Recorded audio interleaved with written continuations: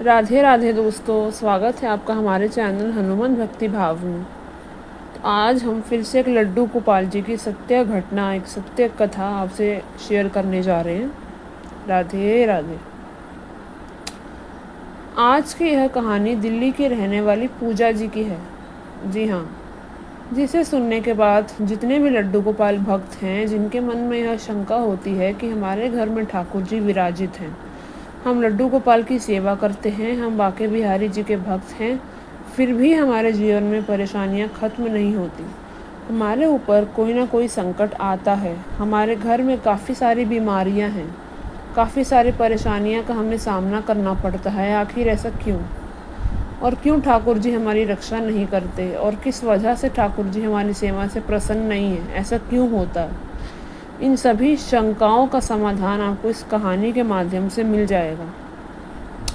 तो इस कहानी को अंत तक अवश्य सुनिएगा। बात उस समय की है जब इलाहाबाद यानी कि प्रयागराज में महाकुंभ का स्नान चल रहा था।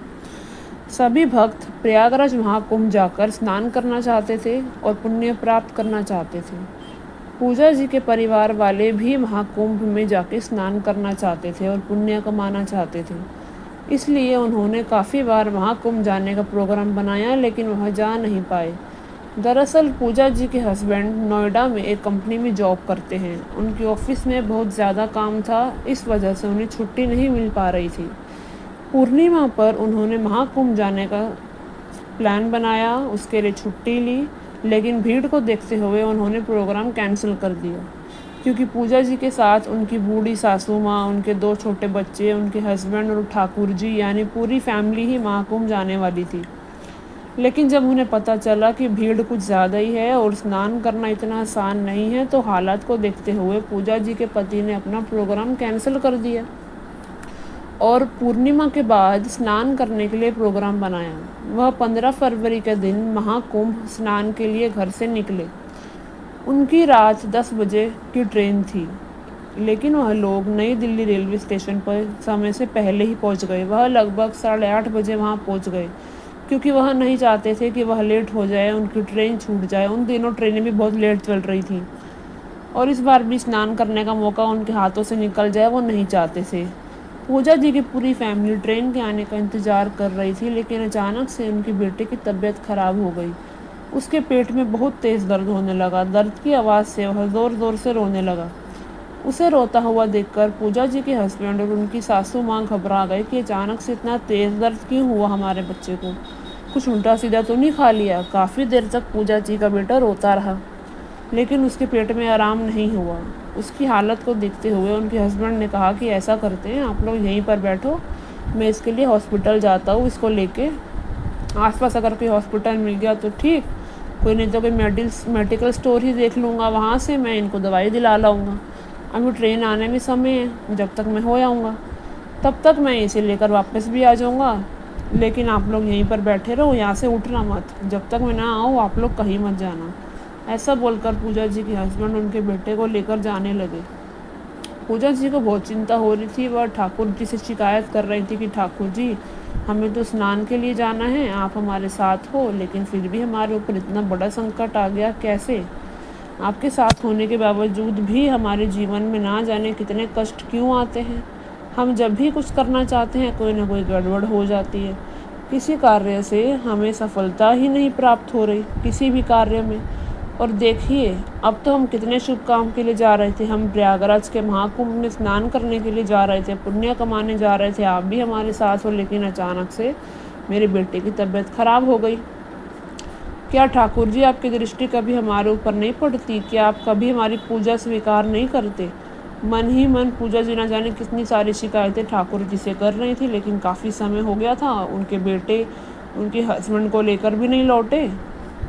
अब उनकी सासू माँ और उन्हें चिंता होने लगी। पूजा जी ने अपने हस्बैंड को कॉल लगाया, लेकिन वह उनका कॉल भी रिसीव नहीं कर रहे थे। इससे उनकी चिंता और भी अधिक बढ़ रही थी, जिसके कारण से अब उनकी सासू माँ भी ठाकुर जी के सामने रोने लगी और कहने लगी, हे ठाकुर जी, मेरा बच्चा ठीक तो हो जाएगा ना? यह कैसी परीक्षा है? हम तो स्नान करने जा रहे थे, हमारे जीवन में परेशानियाँ ख़त्म ही नहीं हो रही। यह कहकर उनकी सासू माँ भी रोने लगी।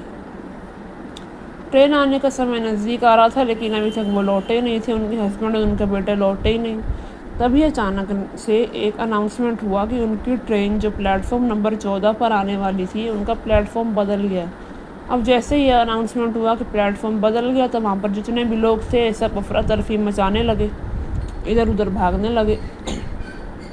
पूजा जी के हस्बैंड ने उन्हें मना किया था कि वहाँ से उठना मत, कहीं जाना मत, और उन्हें यह भी नहीं पता था कि अब वह कौन से प्लेटफॉर्म पर जाना है। इस वजह से वहाँ जहाँ बैठे थे वहीं बैठे रहे, लेकिन प्लेटफॉर्म नंबर 14 पर जो लोग थे वह इधर उधर भागने लगे। एकदम से बड़ी तेज़ भगदड़ मच गई। ट्रेन आने का प्लेटफॉर्म बदलने की बात सुनकर सभी लोगों में असमंजस की स्थिति पैदा हो गई और यात्री इधर उधर भागने लगे। सीढ़ियों पर काफ़ी लोग बैठकर ट्रेन का इंतज़ार कर रहे थे। अब जब भगदड़ मची तो वहाँ सीढ़ियों पर जो लोग बैठे ट्रेन का इंतज़ार कर रहे थे, वह सभी लोग भीड़ के पैरों के नीचे दब गए। वहाँ काफ़ी हाहाकार मच गया, लोग इधर उधर भाग रहे थे।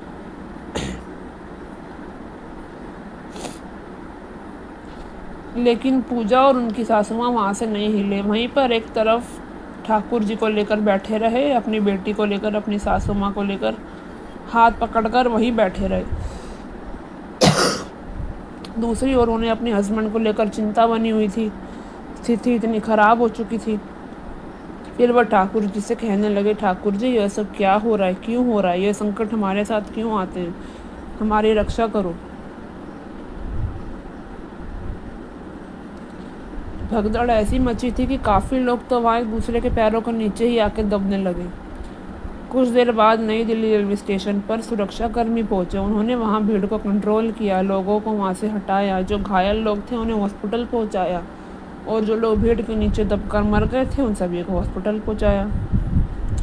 उस भयानक मंजर को देखकर तो पूजा जी की हालत बहुत ख़राब होने लगी। उन्होंने अपने हस्बैंड और बेटे की चिंता थी।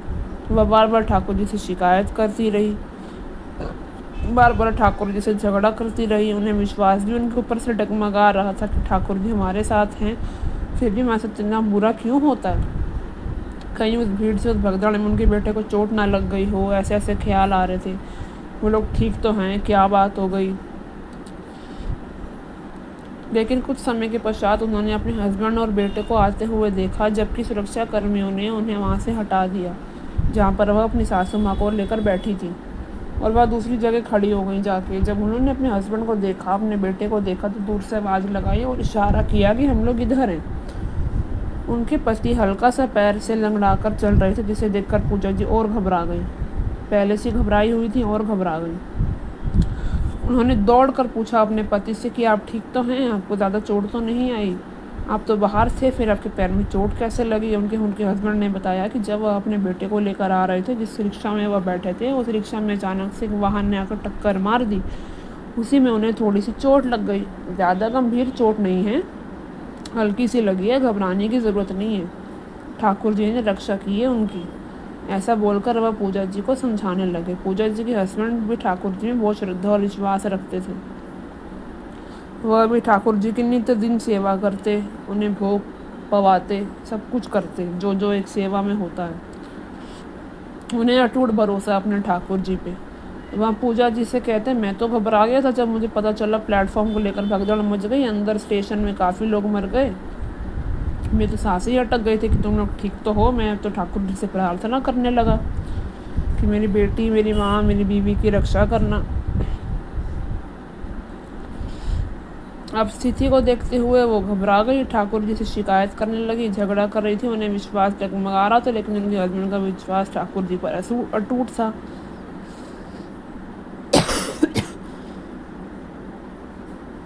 अब वो अपने हस्बैंड से बताने लगी कि देखो, मैं तो उनसे शिकायत कर रही थी और आप इन पे भरोसा कर ही बैठे थे कि मेरी भक्ति तो डगमगा गई, लेकिन आपकी चोट लगने के बावजूद भी नहीं डगमगाई। तो दोस्तों, ऐसा ही होता है भरोसा। उनके हस्बैंड ने उन्हें बहुत समझाया कि देखो, भगवान है, अगर तुम चाहो वो ज़िंदगी भर कभी परीक्षाएं ना आए तो ऐसा नहीं हो सकता। ज़िंदगी भर सब कुछ एकदम अच्छा नहीं चल सकता। दुख आएंगे तो सुख भी आएंगे, और सुख आएंगे तो दुख भी आएंगे, दोनों चीज़ आएंगी। भगवान जब लीला करने आए थे धरती पे, तो उन्होंने खुद इतना संघर्ष किया, उन्होंने खुद कम सहा क्या। उनकी खुद लीलाएं सुनो आप, चाहे राम जी का जीवन हो, चाहे कृष्ण जी का, चाहे शिव जी का त्याग हो, इंतज़ार हो, सबने सहा। भगवान होकर भी उन्होंने पीड़ा सही, तो हम तो फिर भी इंसान हैं।